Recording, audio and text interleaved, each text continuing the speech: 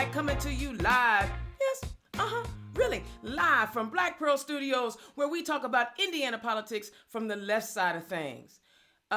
Okay, real talk. I have a slight rant today. Not a big one, because I don't want this show to be too partisan because of my guest tonight, right? You know, I'm going to keep it kind of left to center. But anyway, I can't help myself. I want to talk about what's going on in Michigan real quick. The Michigan folk up there are a little upset because they need to stay in the house because COVID is real. And the Democrat governor, shut the state down and said, hey, shelter in place so we can lower the curve, flatten the curve on this. Well, some dudes showed up with some guns and a Confederate flag. I'm not really sure what Michigan and the Confederacy had to do with each other, but hey, intelligence doesn't seem to be working for this group of people anyway, because they're hanging out with no masks on. But dog, I don't understand what this is all about, but actually I do. I understand why it's happening, because unfortunately 45, the Orange Menace, has been spewing misinformation about this virus to the point where people aren't actually believing what's real. They're not believing science. And so now they're all frustrated because they've been locked in their house for 3 years. But real talk, y'all protesting after 3 weeks, and then y'all get mad at black folk because we've been protesting for about 400 years about some nonsense. I digress. I ain't even going there. But what I'm saying is, people, please recognize stupid when you see it. Unfortunately, these folks don't understand the significance of this virus and how it is taking out lives. I have already lost people that I care about. And until they lose someone, which we don't want anyone to die, we're not looking to lose any more lives. But until they lose one and it is felt personally, they won't get it. And the reason why I even bring that up is because we have had Indiana state lawmakers talk about how they are ready to open Indiana back up. Trey Hollingsworth down in District 9 suggests that, what's a few lives for the economy? Are you serious, dude? That is so unacceptable. But the governor is talking about, well, we're working to reopen the state again. I'm not exactly sure how the governor can plan to open the state in 5-10 days when we don't even have adequate testing. He's going to open it up and has no idea who actually has this thing. I'm sorry, this is another case of 2 Indiana elected officials who are attempting to be leaders and aren't showing their leadership at all. I hate that we have to break it down like this, but it is obvious. It is obvious on so many levels that there are people who are not interested in lives. They're more interested in the bottom line. We have got to fix this problem. We have got to fix this over and over again. I tell y'all on a regular basis, we have a gubernatorial candidate on the Democrat side who is running for governor, Dr. Woody Myers, who understands how this virus works. He actually has a clue. People.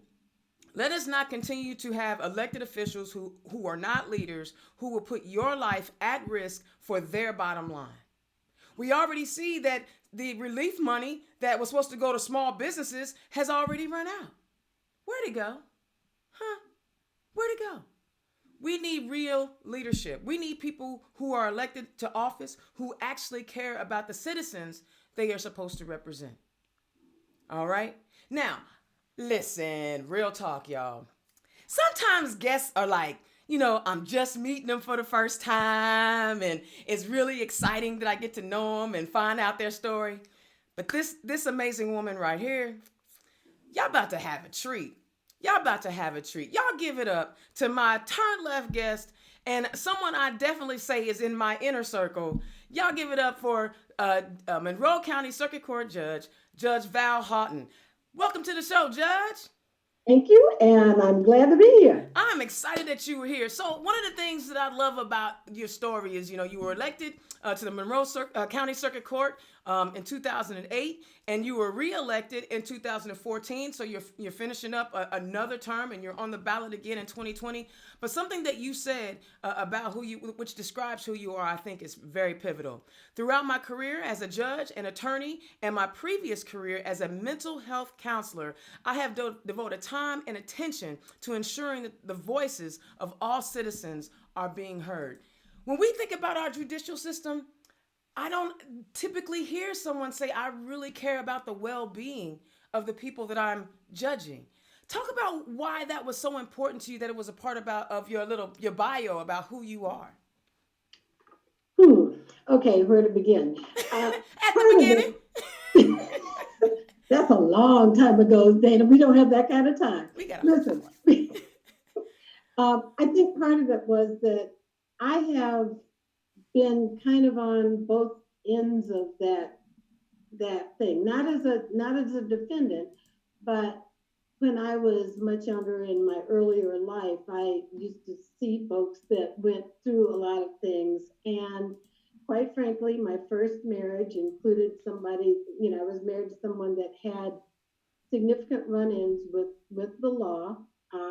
I also went through a period like when I was in school. Granted, I was in college, but I went through a period where I was broke, where I had to use food stamps, where I was on the way less than privileged side of things. So therefore, I can relate to people when they say they're in need, when they need things, when they feel like people aren't listening to them and don't hear them and stuff. So that's a big part of what I bring, I think, to the bench. Plus the fact, as a Black woman in America, that automatically means that we're not getting heard for a whole lot of reasons by a whole lot of people. Honey, Black Girl Magic. So tell the people who you are and where you come from. Oh, that's a long We story. got a whole hour. How We long? can get it in. Condense it? We can get it in. We got time. And oh, by the Let way, me condense it. this Okay. is look. The great thing about that Black Girl Magic you were just talking about. This Uh-huh. is my show in my studio, so we get to go as Ooh. long as we want to go. So tell And your we talk story. about my life. So, people always want to talk about themselves, right? So, okay. I was born a poor, no. Actually, I was born in Iowa City, Iowa, and people are like, Iowa? And I say to people in Indiana, Indiana, so let's not get stupid about it. I'm still But surprised that black folk came out of Iowa, but you go don't ahead. go there because I'm telling you, black folks in Indiana, black folks in Iowa, and All right. anyway. So my parents left. They left Iowa City. I was born in Iowa City, another Big Ten college town, and we moved to Seattle, Washington. One of my brothers was born in Seattle. We moved back to the Midwest, then back to Iowa, I believe, then to Jacksonville, Florida, Ooh. then to back to Iowa, then to Prairie View, Texas, HBCU. My dad taught there. Then to Bluefield, West Virginia. Then back to Iowa. Then I split up my time between Washington, D.C. and Iowa City because my mother was a nurse there. She was first Black nurse at the University of Iowa hospitals and clinics. And then my parents decided my dad worked for the State Department by that time, so I went to Panama and actually went to high school in Panama where I became fluent in Spanish. And then I went back to Iowa, started college. That's what's That up. was that was the beginning. I mean, so oh my goodness. So I'm not gonna tell, we know how long your life is, but I'm not gonna put your business out like Yeah, that. it's all right. But tell the people how important it was to see your parents as educators, in a time where, unfortunately the opportunities for us as black folk wasn't that plentiful. It was an interesting thing. Well, I think it was interesting because my dad, my mom was not an educator, but she was a registered nurse. Mm-hmm. And so she went to school and she went to Meharry. She also went to University of Iowa and did some graduate work. But my father, although he ended up, going for his doctorate in economics, which is, I think, pretty hot stuff. Yeah. But when he was at Iowa, part of the time, he also worked as a janitor Hmm. in order to go to school. And that's not the typical, well, certainly not the typical Caucasian route to go. Right. Right. Right. But for him, he went to school.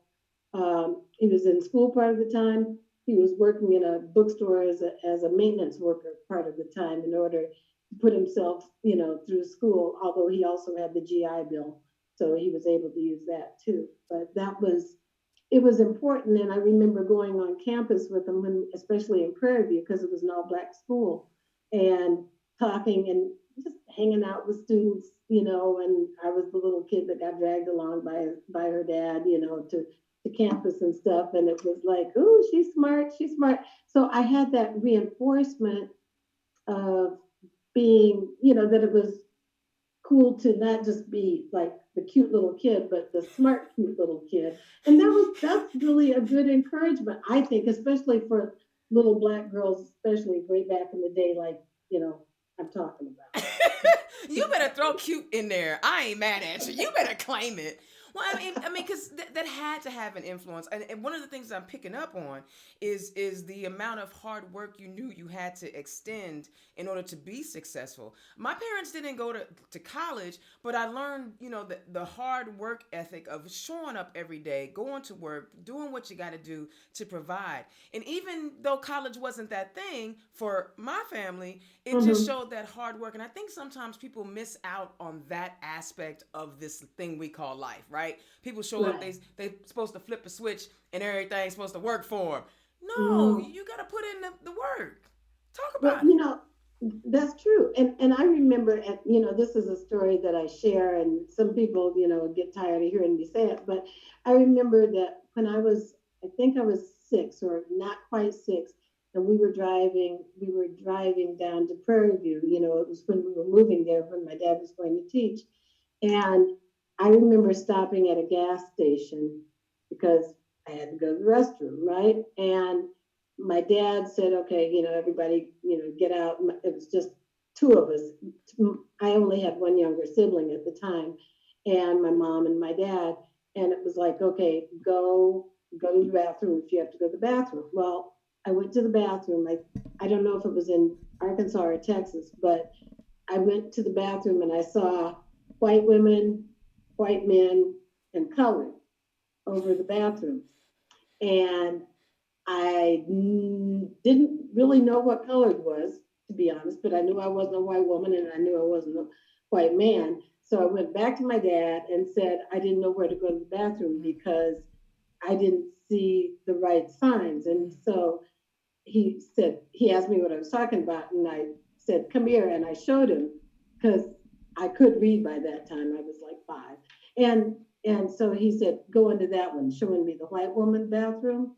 So I said, I protested, but he was like, no, you go in that one. So I went in. He had gone back to the car. The white guy that was the gas station attendant came out, saw me come out, looked at me, looked at my dad, didn't say anything, and we went on. It wasn't until a lot later that I realized just how either foolish or brave my father was to have me go into that bathroom, because that was a big deal back then. So that was a delayed life lesson, if that makes any sense. Oh yeah, because he was standing up for his family, and he was saying that he was no less than, and neither was his family. That was that's a significant lesson. Did that kind of start you on your education path? I mean, obviously you had the influence. I was a little kid. I'm not gonna lie. Back then, I just knew I had to go to the bathroom really badly. But when you think back on it, though. Yeah, but see, like later when we went to Bluefield, West Virginia, another life lesson, and my brother and I were going to the movie. And we could go to the movies. We went to the movie. We were all excited. We came back. I told my dad how we got to sit up in the balcony because, they told us that when we walked in, we should go up into the balcony, and we were excited and everything. And he said, you will never go back to that movie theater again. Well, it wasn't until later that I realized that it was because the Black folks sat up in the balcony and the white folks sat down on the floor, which, by the way, never made any sense to me, because why would you want people who would be able to throw popcorn and do all sorts of stuff to you over your heads? But that was the way it was. So again, that was another life lesson I learned, that kind of let me see that my dad did, in his own small ways, perhaps, stood up for us, and that I guess that kind of put in my head that we had to stand up for other people. You Absolutely, know? absolutely. So talk about when you it was time for you to go to college. Usually as Black women, we go into nursing or teaching. Again, the opportunities were kind of limited to us. What was your choice for undergraduate school? Well, okay.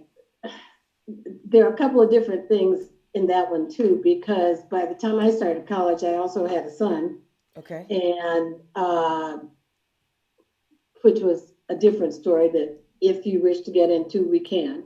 You know what? Um, That is up to you. This is your hour to have whatever discussion you want to have. I'm not gonna. One of the things that I never do is try to put people in uncomfortable positions. So whatever you choose to talk about is up to you. I have discussed it before in public and in public forums. So it's more like I don't necessarily want you to get sidetracked by anything, or Hmm. I don't want to hijack your show. So That'll never happen.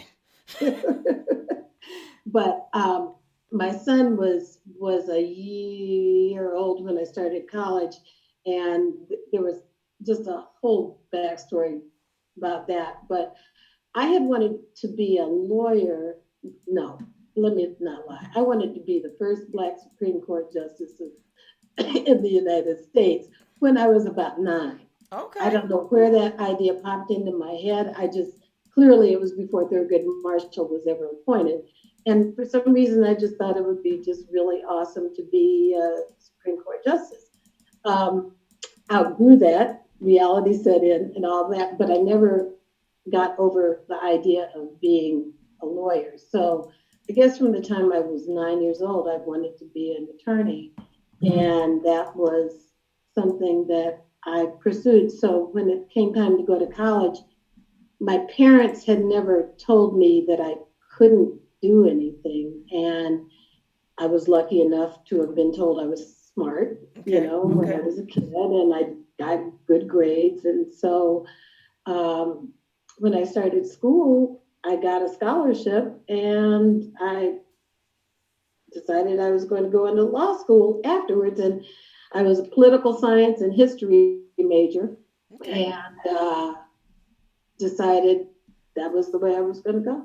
That's what's up because I know, I have a sister who, she talks about how she's always wanted to be a Supreme Court justice. And I guess that's just something that is innate inside an individual. And even though in a world that was telling you that's not really what you can be, and having a small child at the same time, you defied all of that. Yeah. What was that inner strength to make you say, I'm not doing that. I'm gonna do what I want to do.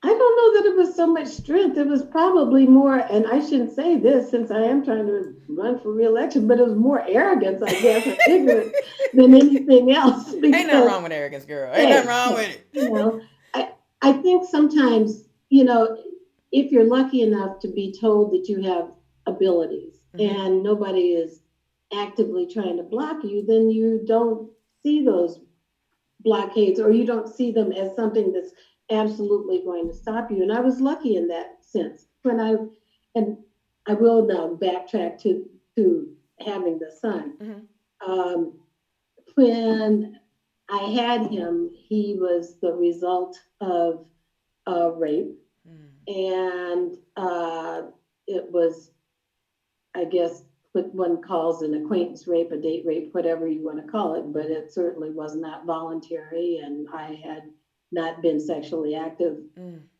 up until that time. Unfortunately, and that was back in the day when you didn't people didn't openly go to school and stay in Hmm. school and were pregnant all at the same time. So, and I didn't tell my mom for a long time because, of course, of all of the stigma and Hmm. everything that was Hmm. going on. At some point, she had a nervous breakdown, and they, I, she sent me. Well, she and my dad talked. They sent me to a home for unwed mothers that was run by the Salvation Army in a Hmm. different, so that I could continue going to school and not, like drop out of school. Hmm. Hmm. Unfortunately, I had two younger brothers by that time, and so she had been at home with my younger brothers, when she had the nervous breakdown, she went into a mental hospital or mental ward in the hospital. And her sister came from California to stay with my brothers. Strangely, my aunt also had a nervous breakdown, ended up on the same mental ward with my mom, and a good family friend of ours came and stayed with my brothers. I was away at this home friend at mother's. It was just a gigantic cluster, quite frankly. Um, my mom got out of the hospital maybe 2 weeks after or before I had the baby. Uh, Initially, my plan had been to give him up for adoption. I had been told that Black children were not adopted back then, and so and the pregnancy became more real too. So I decided that I was smart enough that I could raise him on my own, and so I decided to do that. But life and the story gets complicated and Yeah, of bogged down, course. so I apologize. But at some point, my mom, because she just gotten out of the hospital, and I had some problems with, like my taking care of this child, and we ended up going to court to basically fight for my right to keep my son because, strangely, um, the the foster people that they wanted to put my son with for a short time, actually I'm conflating some time periods, but That's all right. ultimately wanted to adopt my son, as it turned out, a white Okay. family. And so I had to fight in court to argue why I should be able to keep my son. My mom had to discuss the fact that she was stable, she was able to help me raise my son and stuff. So that was kind of my first court battle Experience. Yeah. and court victory, I guess, before I actually went to law school. But that also taught me, I guess, that you fight for what's important to you. Absolutely, and I think even the bigger story out of all of that, especially for our young listeners, is where you are at 22, 24, 26, isn't necessarily where you're going to be later in life if you just keep pushing forward. I tell people, I've had some really great experiences with some older women in my life, and watching them having gone through what they went through in the 70s, in the late 60s and 70s when they were raising their children, and seeing how successful they are now, because it's easy to get mired in the situation you're in because you're doing it every day, right? You're Right. trying to feed the kid, you're trying to get clothes on their back. But if you keep working at it, you too can be a judge. So you graduate law school. Then what happened? Let's see. Well, graduating law school, that's going on. That's jumping about 25 years in the future, right? Okay. Um, mm, Graduated law school. Graduating law school I started law school when I was 40, first Okay. of all. I was divorced uh, and about to get actually married again by that time. I had been divorced for about 13 years in between. And my middle child was going to college the same year I started law school. So Okay. that was fun. Okay. Um, and so by the time I went to law school and graduated, I had decided I was going to be a public defender. I was going to defend the downtrodden, and those were the angels, and I was going to be on the right side of justice. And by that time, as I said, I had gotten married, Mm-hmm. and married to my husband Frank, who I'm still married to now, almost 30 years later. And I'm doing good to like people for 30 days. That's amazing. and look, there were bets on whether or not I was going to go through with it. I'm not going to lie.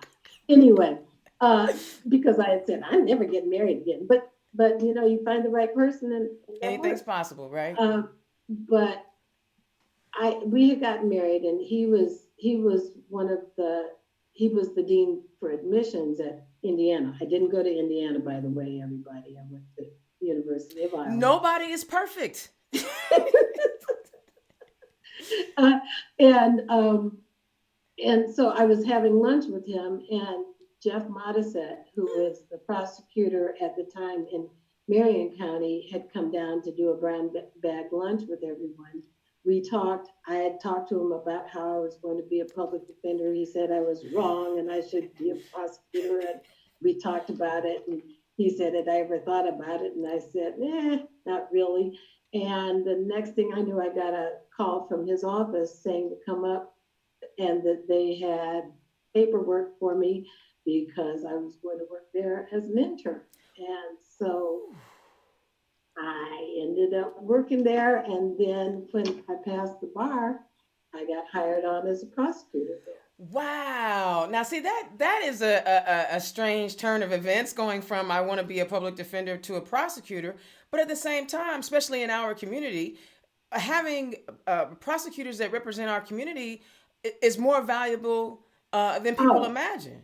it's a lot. It's very valuable, and I underestimated how, quite honestly, how important and powerful it is because it's great to defend people and everything, but when you are the person that gets to help determine who gets prosecuted, who gets charged, what they get charged with, that's a huge responsibility, but Mm-hmm. it's also a huge thing. And that's why, over the country, there just really aren't that many Black prosecutors, Mm-hmm. because we are not often given that Oh, privilege to do absolutely. I mean, we saw just recently in the recent primary, debate thing, it. Mm-hmm. Senator Kamala Harris was, skewered She for was her vilified for being a having been a prosecutor prosecutor and doing her and job. doing her job the way it's supposed to be done, because if Exactly. you don't do your job, you're gonna get fired. Right. Right. But Amy Klobuchar, Senator Amy Klobuchar, did not get the same level of scrutiny that Kamala did, which I found like not how does that work? But and it's so important that we are represented in every area of the judicial system. That way, our community can be taken care of. Exactly. Exactly. And I don't want to minimize. I don't want to say just our community, Mm-hmm. meaning the Black Sure, sure, community, sure. but any community that we're living in, because we are also citizens of that community. Mm-hmm. So it's really, really important. And like I said, I underestimated the value of it initially and have come to realize just much how important it can be. Because let me tell you, when I became, I did for a while, for about 18 months, I was in the public defender's office Okay. in Monroe County. And, my husband asked me what I liked about it when I first did the transition, what I liked, what I didn't like. And I said, I hated begging. I Mm. hated begging, because basically you're saying, come on, listen, this is my client. My client's doing this and this and this. Give him a break, give her a break, Mm. whatever. And Mm. you don't have nearly the power that you did as Mm-hmm. a prosecutor, when it comes to what that person is going to be charged with or Mm-hmm. Mm-hmm. what their possible sentence will be, Okay. Okay. And it's a big deal. do you think having worked on both the public defender side and the prosecutor side could contribute to how you think as a judge? Absolutely. Okay. Absolutely. There's no question in my mind about it because I understand what both parties, both of those folks have to do, when it comes to representing clients. And they're also both vital. Mm-hmm. They're vital to the system working really well because you don't want you don't want the state to run roughshod over the defendants, but at the same time, and you want the state to have to prove their case, but at the same time, you have to have somebody, no matter how guilty people may think that the defendants are. And I know there are a lot of people that think if you got charged with something, you're guilty, and quite honestly, Black folks are some of the most law and order and conservative people in that respect that you'll ever see. Mm-hmm. But you have to have somebody that's willing to zealously advocate for their client no matter what they get charged with, or the system just doesn't work. Both parties have to hold the other accountable, and seeing both sides of it, knowing what goes into both sides of that battle, if you want to call it that, has been really helpful for me, because I don't expect people to be able to automatically do X, Y, or Z just because of, it's like, well, their client should know, or, well, they should be more considerate about this or that. So I think it helps me. I think it's been instructive for me. Okay. You know, So it's just two. like we're, Go ahead. I'm sorry. Just like. I was going to say, just like my career before this legal career, I think helped, because working as a mental health counselor, I saw a lot of people that had mental health issues, that had issues that really, really kind of led to or contributed to what they ended up doing, and we have, unfortunately, a lot of mental health problems in the judicial system, in the penal system rather, and a lot of people that probably don't really belong in. And they're not just bad people. They are making poor They're not decisions bad people. because A lot of yeah. stupid mistakes, crazy mistakes, sometimes just horrible judgment, and as we know, a lot of drug induced judgment. So that leads to a lot of problems. Yeah. So okay, it's 2007, and you're like, not only am I cute, I'm smart. I think I want to be a judge. Is that how that conversation went? No, I'm making that up. It was 2005. Really? Okay. Yes, in 2005. And well, there were a couple things that happened. For one thing, I said I never wanted to be a judge because, and this is, of course, way after I want to be a Supreme Yeah, Court yeah, judge. yeah. But this was like, oh no, that'll be boring. I'm just going to be a career prosecutor, blah, blah, blah, blah, blah. For the rest of my life, I'll just do prosecution. But then a friend of mine, one of my colleagues, who is currently my colleague, was running for judge. And Frank said, Val, you should think about running for judge. I was like, no, that would be too boring. And then that same week, and it was weird because they didn't know each other. I went to farmer's market that following Saturday, and I was just buying some basil and whatever the heck else I was from this one booth. And the husband, it was a husband-wife team, but he was married to the wife. His wife was the head of the Democratic Party in Monroe County at the time. And so I was talking to Dale, and Dale said, Val, you ever thought about running for judge? I think you'd be a really good judge. And I thought, now that's just too freaky. I mean, two people that I knew had not spoken to each other, both bringing up in the same week that I should run for judge. So I started thinking about it, and I thought, well, I've been in front of a lot of judges. Some of them are really good. Some of them are not so good. I could be one of the at least good ones, right? Right. And so I started thinking about it, went to the Democratic Women's Caucus meetings, and started talking to folks and expressing the fact that I wanted to run for judge.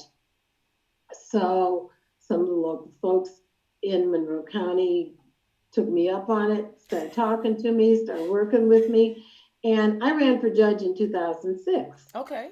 I was in a 3-way primary. I won the primary. I quite honestly, I was knocking on a lot of doors and doing a lot of walk, all of that stuff.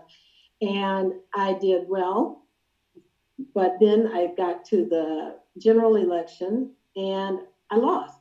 We didn't find out who the winner was until about 4 a.m. because it was a super tight race. Yeah. But I lost. So, like I said, it wasn't in 2007. It was in 2005. I just assume you won your first election, Right. I know. I lost my first election, but then I knew that there was going to be another court that was opening in 2008. Okay. And I announced, I basically ran for 3 years straight because I announced that I was going to be running for running for judge again in 2008. And so fortunately, when I did that time, I already had name recognition. I had been out there a lot.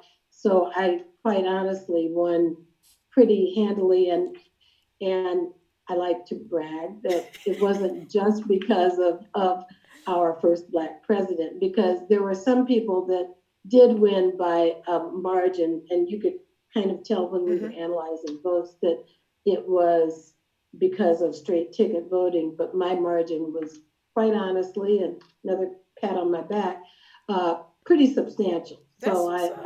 I was really happy with that. But see, that even, the 3 years that you committed, that even again harkens back to what your foundation was of hard work. You know what I'm saying? It goes all the Yeah. way back, because if you didn't have that foundation of, okay, well, it didn't quite work this first time, but I ain't giving up. I'm gonna keep on trying. And Monroe County is the better for it. So, okay, look. Thank you. We know we got superior court judges and circuit court judges and criminal court. Explain what a circuit court judge is and what you handle. Okay, now in Marion County, you guys have Superior Court judges. Okay. We do not have Superior Oh, Court okay. judges in Monroe County. We are unique. I think, first of all, we're unique because we only have Circuit Court judges, and we're a unified court, which means that we are basically interchangeable. Okay. Circuit courts were created by the Constitution, so we are constitutional courts, and that goes back to the days when, and we still do it really in a sense, when judges would ride the circuit, there was like an area that we covered. Oh. And so quite honestly, right now, we have 9 Monroe Circuit Court judges, and we decide what our caseload is internally. But all of us, while we were elected in our county, in Monroe County, we can get jurisdiction. We have jurisdiction all over the state because we're state employees, and it's kind of complicated. And we also, in our district, we could end up presiding over cases in Owen County, well, Monroe County, Owen County, Lawrence County, Greene County, and right now I have a special judge case in Morgan County. Oh. So we have that jurisdiction for certain cases all over, if we're appointed as special judges. We handle everything, circuit court judges, and in Monroe County, I'll speak specifically to that. We're all elected, and we handle everything from traffic tickets to murder cases. Now, internally in Monroe County, we have 2 judges that do juvenile cases. So they do the juvenile delinquency cases, any truancy cases, any CHINs, which is children in need of services cases. And so they handle those cases. Okay. We have 4 judges basically that do civil cases. Mm-hmm. Well, 5, because the 2 juvenile judges are included in that 5. And then 4 of us do criminal cases. Okay. I used to do a lot of family law cases, small claims court, and protective orders. Now my caseload is criminal cases, and I have almost all or virtually all of the domestic battery cases and the sex abuse cases for the county. Hmm. So in addition to the murder cases and the Right. burglaries, et cetera. So you kind of have to have like an open mind and way you think about things, because how you would apply your logic to a criminal case is not going to be how you apply your logic to a civil case, right? Well, it's just a different set of rules, basically. Although, strangely, I see some of the same people, unfortunately, in criminal court that I saw in civil court. Okay. And so there were some, say, family law cases, some divorce cases, et cetera, protective order cases that I'm seeing in domestic violence cases and sex abuse cases. Mm-hmm. And unfortunately, other cases that are more severe. I guess I'll call it that. So, I know that there are like a lot of questions that people wish they could ask judges, right? One of the questions, because, not everybody has the opportunity to sit down and rap with just a judge, right? Because Right. because of our perception of what that role is in our society, right? But can you explain to us what your judicial philosophy is? I can try. Okay. Okay. Now look, remember, not um, everybody knows all them big judicial law words. You gotta, oh no, and that's one of the things. One of the bailiffs teases me all the time because he'll say, "Okay, Judge, I have to stand here and look up the word, and then I'll know that I'm out of line and I have to regroup." But one of the things that we have to do is, my philosophy is, you have to listen to what people are saying, and you have to think about what they're saying, and then you have to act on what they're saying and what they've done. I have to apply the law, but I also have to be pragmatic about it and think in terms of what makes sense, Okay. you know, and what's fair. I mean, honestly, that's really what you have to do. And whether it's criminal or civil, the one thing that I've learned is that people, this sounds so cheesy, and I apologize, but people want to tell their story. Okay. They want you to hear them. And so if they if they tell you what's happened, even if you know, I have listened to people quite honestly and said, that really doesn't make any sense to me. I hear what you're saying, and that doesn't make sense. Or I'll say, okay, I understand why this happened, but quite frankly, that's not an excuse for your actions, Mm-hmm. or you still have to be accountable for your actions. But I guess my thought is, if I let them know that I've heard what they're saying, if they know that I'm trying to be fair with them and that I'm not trying to just beat them down because they're already feeling beat down anyway, and that goes, like I said, whether it's civil or criminal, I I can't say they're happy about it, Right. but Right. at least they can generally appreciate what I'm trying to do and what my job is. Now, some people are just going to hate me regardless. That's the way it That's the goes. way it goes. Part of my thing is when I go into court, and I used to really say that when I was in family law or in like doing small claims, which I did for a long time. Like 50% of the people are probably going to be ticked off with me by the Mm-hmm. time they leave court because that's the nature of the beast. I mean, that's what happens. But if the people that I ruled against at least feel like they got a shot, that's about the best I can do. So being okay, see, you hit on something else that got me thinking. You talked about it as part of your philosophy.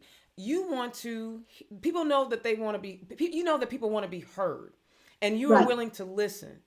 I know that as someone who in her mind thinks that she's a politician, but ain't really I ain't really won nothing yet. you know, oh my dreams. I that is something I also believe in is that I know the constituents that I would want to serve just want to be heard. We Right. unfortunately have elected officials up and down our state who are not all that interested in hearing from their constituents because they just don't show up. So my question to you is, do you consider yourself a politician? I do not. Okay. I really do not. And I think I used to be really quick to say, I'm not a politician. I recognize that I have to be elected. And so that, I suppose, makes me a politician in the definition of the word. But in terms of issues, that's part of the reason judges have, our judicial canon says you don't talk about certain issues. You Mm-hmm. don't express ideas publicly about certain issues because we have to make determinations later about them. And quite frankly, I don't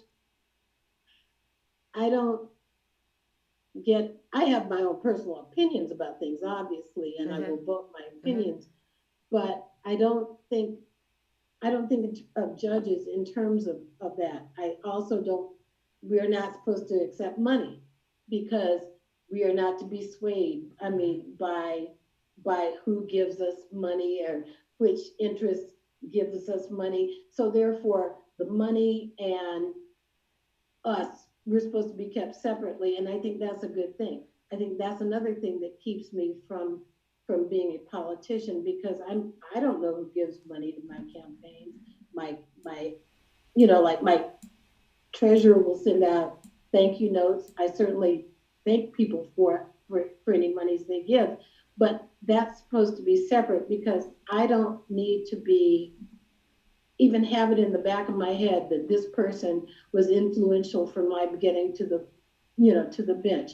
I don't think anyone should be I don't think any judges should be beholden to people. That we are supposed to be independent. We are supposed to have to weigh things, equitably and fairly without being influenced by who may be able to pull some strings. And so, no, I don't think of myself as a politician at all. Well, see, I think that, excuse me, I think that shows a whole lot of integrity. And I also think it kind of shows that balance between being an independent judge and being an elected official, right? Because you do have to campaign and ask people for votes, but at the same time, you're saying, I'm gonna ask you for your vote, but you ain't really got to give me no money because I don't want to see you if for some reason I see you in my court and I gotta go, dang, they gave me a whole, you don't even want exactly. that. You don't even want Exactly. that. You don't want that. See, we have to think of ourselves as public servants because it's really important to me. I know, again, I'm sounding cheesy, but it's really important to me to see that justice is done and to do that as well as I can. And so I don't want anything else outside of what I have experienced, what I know, what I've learned, what I've read, plus the law itself. I mean, I have to apply the law, I don't want anything outside of that to influence my decisions. I think that's great. I mean, honestly, I wouldn't want, me being on the other side of somebody that has, contributed vast amounts of money and then my case, which could be the winning case by law, I end up losing it because I don't have the same level of financial influence. I mean, exactly. it just, because we already see, and again, you and I are not going to go down that path, but we already see the impact that money is having on people who are elected officials. I talked about it in my rant, where are you really looking out for the people that you're supposed to be representing? Or are you looking out for the people that's getting you paid? And exactly. to me, that's totally different. So, there's always a lot of discussion out there about criminal justice reform. You're in the thick of it. You're in the fight every day. Talk about what you think criminal justice reform looks like and some ideas that you may or may, you have about how things can be done differently. Criminal justice reform. One of the things that we do in Monroe County and that's getting to be more popularized around the states, all of the states, is evidence-based practices. And that gets into a whole lot of stuff I won't get into. But the other thing is, people have bond hearings. Everybody's entitled when they get arrested to a bond hearing. But one of the things that we are doing now is we've kind of eliminated bonds for a whole lot of levels and a whole lot of cases, and we're putting people on different reporting scales. Some people just have to call in and report in, and they'll get reminder calls from the probation department saying, hey, you've got a hearing coming up. It's not probation at the time because you're only on probation after you've been convicted of something, but the pretrial people. And so they get notices and they get to maybe be on house arrest or on home detention prior to being in trial for whatever their case is. I think that's a very important part of reform because, quite frankly, we don't need to warehouse people forever until they go to trial. And a lot of people are going to end up not having any jail time at all. So eliminating as much as possible bonds and people being out on bonds or people being held until they can post bond is important. Do not get me wrong. there are some people that, because of the probable cause that's been found, need to probably stay in jail. You know what I'm saying? I mean, it's not like let them all out. So, boom, they don't need to be in jail. But at the same time, I think that's a very, very, I mean, and that's the one thing I can think about that pops into my head right now. That's a very important part of reform for the system, because that way we're not just letting the people out that can afford to pay a bond, and the people that are poor are stuck in, as we know that happens. And we know that there's also generally a disproportionate number of folks of color that are locked up rather than everybody. Mm-hmm. That, or poor people, poor Yes. people, folks of color Yes. are the ones that are generally in for longer, arrested, like arrested more often, staying in longer, et cetera, et cetera. But I think that's one way to strike a balance. You still have to strike a balance between the severity of the charges that they're facing, but at the Mm-hmm. same time, having some of those people out working, supporting their families, doing Mm-hmm. those things that Yes. they're supposed to be doing is a huge, huge thing. And it takes a lot of the burden off of jails, because I know in Marion County, I know in Monroe County, we've had jail overcrowding. Both counties have been sued. There's a limit that we've had set that, we can't go over. So those are important. Those are huge. That is super huge. And I know I work well. I plan to interview later in the year an organization that is working on bail reform. So hopefully we can get a chance to introduce those fine young folk to the Turn Left listeners. Now, please, obviously, I would never expect you to go into specific details or specific, instances, but have you ever experienced, as a judge, have you watched injustice happen, and then how did you try to resolve the injustice when you saw it? Hmm.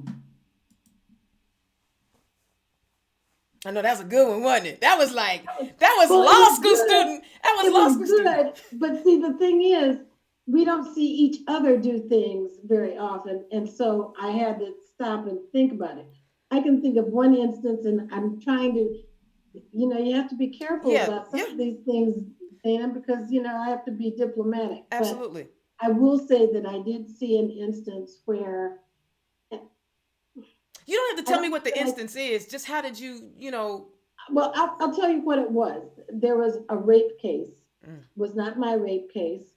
I mean, it was not a case that I presided over, nor was it mine, but it was a case, and the defendant was a white guy. The victim, uh, they usually like to say complaining witnesses, but the mm-hmm, victim was a black woman, mm-hmm, and the jury found the guy not guilty. mm-hmm. Now, that was the jury, that was their decision, that was whatever. And that part, it is what it is.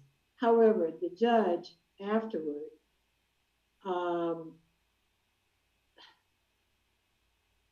discussed the fact, discussed, not the fact, but discussed that this young man's life was ruined, or could be ruined, etc., and kind of emphasized more the harm done to this young man Mm-hmm. than perhaps whatever harms might have been done to this Mm-hmm. young woman.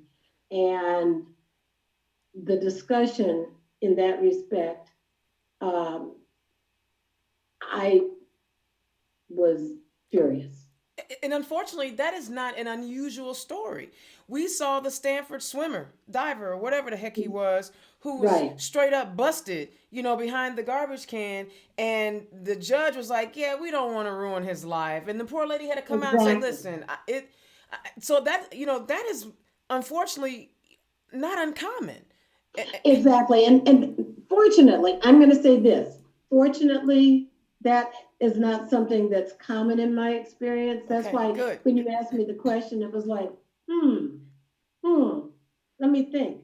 Because I'm happy to say that in my particular sphere, my little part of the world, I haven't seen that really. I mean, for the most part, I think that most the people that I work with try to be fair, and they Hmm. try their best.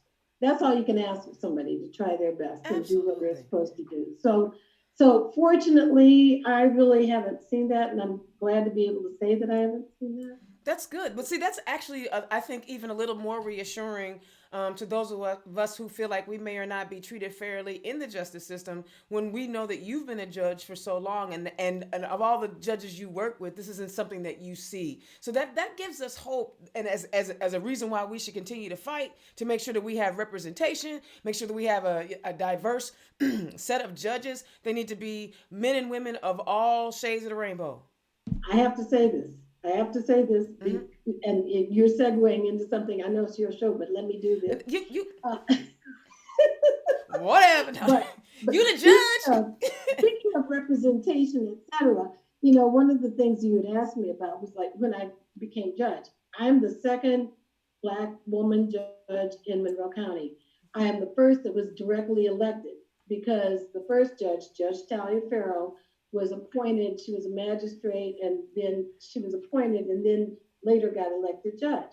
That's great. We have never had a Black male judge in Monroe County, and I just want to say that Jeff Bradley, who is in the prosecutor's office right now, is running for judge, and he will be an excellent judge.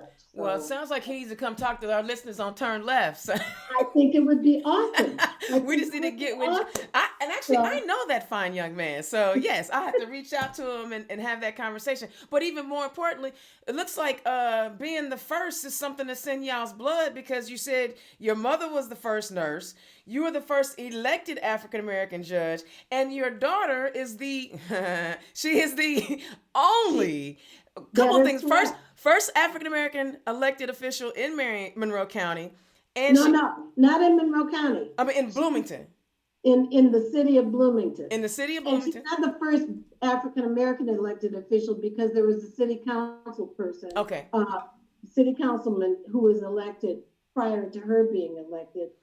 But she is the first elected Black female. female elected Okay, city.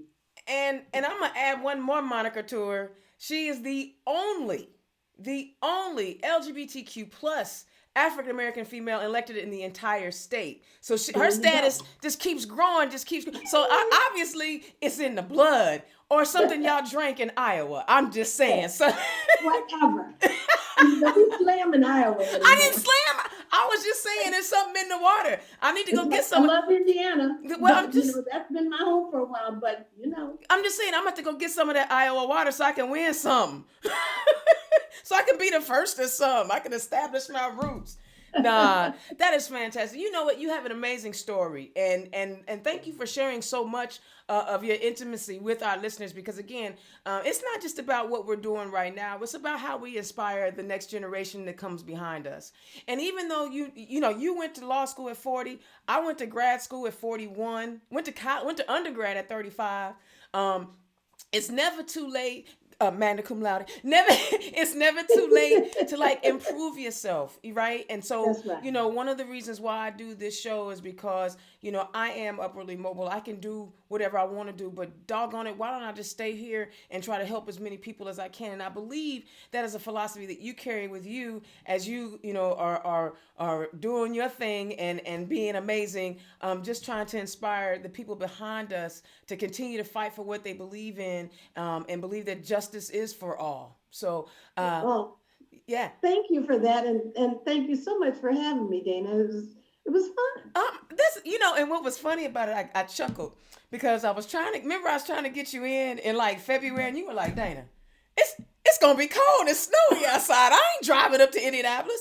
And look, you did still, this COVID-19, you got to be chilling where you at, and now we just doing this thing remotely, and the people got to hear from someone who is so dynamic and has a lifelong experience that they can tap into and see possibly themselves in you. So thank you so much for gracing our Turn Left listeners with your stories and your history and your philosophy and your thought process. Hey, I must give a shout out to my sister. Excuse me, Noelle, Supreme Court Justice. You want? Here you go. Here you go. But anyway, thank you so much, Judge, for joining us. I was supposed to have Judge Cheryl Lynch on. She had a conflict, but that's okay. I'm gonna bring her on because she also was on the ballot here in Marion County, and we need to talk about more than just the executive branch and the legislative branch. We saw what happened in Wisconsin when the judicial branch, didn't. I'm not. See, I wasn't gonna let you go there. I was gonna leave. I was gonna let. See, I was closing the show out with that. I appreciate it. When we don't elect the right type of judges or into our judicial branch, things can go haywire there to the point where those conservative judges thought it was okay for people to have to choose between their health and their right to vote. So please don't sleep on our judges in the judicial branch in 2020. They are just as important as the other two branches. And doggone it, we have a role model right here in Judge Val who, that's who we want. We want someone like her all over our state that actually care about people, understand the nuances of individuals. It is not just cut and dry. So thank you so much for sharing your story with us. And thank you for letting me. Thank you for having me on. Absolutely. Indiana's own Dana Black, Turn Left. We coming at you. Listen, y'all, I can't even tell you yet. Do y'all see my excitement? I have a special treat that I am working on. Yes, I'm doing a Donald Trump teaser. I'm doing it because when y'all find out what I got coming up, it's going to be way better than anything he's talking about. So y'all keep paying attention to what's happening on Turn Left. Stay on my page because I'm trying to bring you politics and opinions and ideas from all over our country now. See, technology makes you expand yourself. All right, y'all, I'll catch y'all on, I'm not telling yet. I'll catch y'all next week. Y'all enjoy the weekend. Peace.